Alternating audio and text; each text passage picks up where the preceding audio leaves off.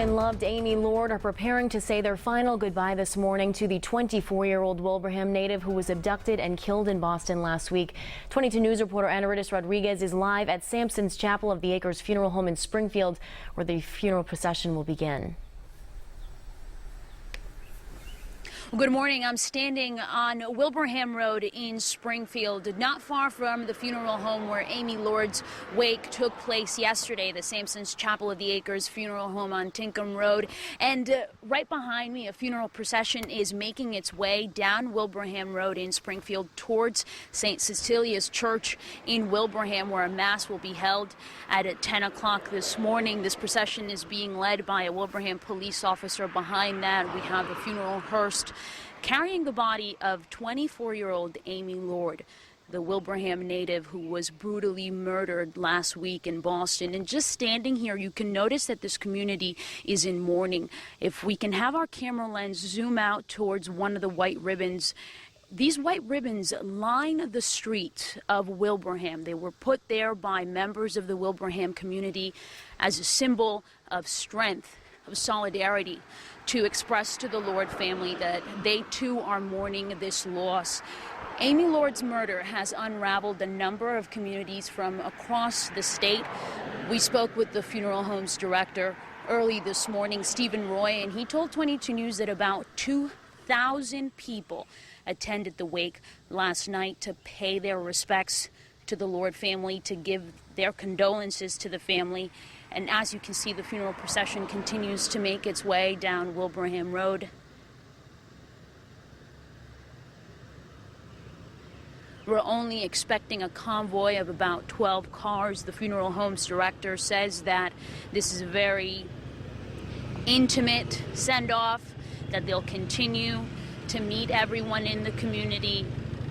At St. Cecilia's Church, you just saw that livery car with plates number 42. That was Amy Lord's family, her mom, her dad, her two sisters. She was the oldest of three, a Wilbraham native who was just trying to find her path in life in Boston.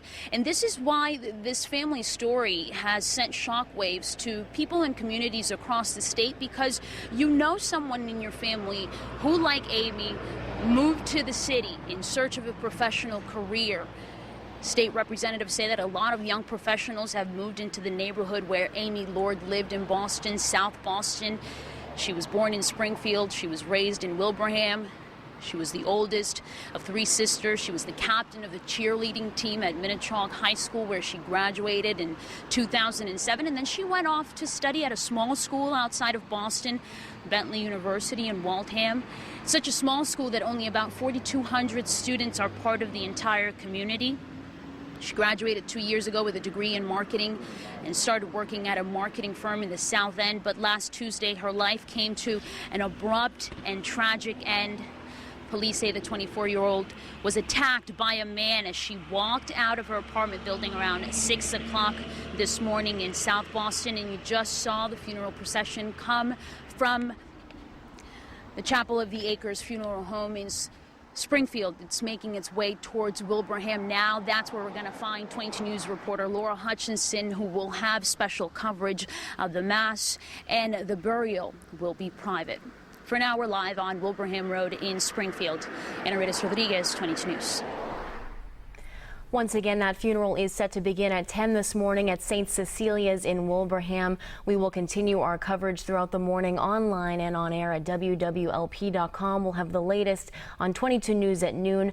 There are also 2 memorial funds that Amy's family have set up, so if you'd like to make a donation in the young 24-year-old Wilbraham native's memory, you can do so. The addresses to both can be found on our website, wwlp.com.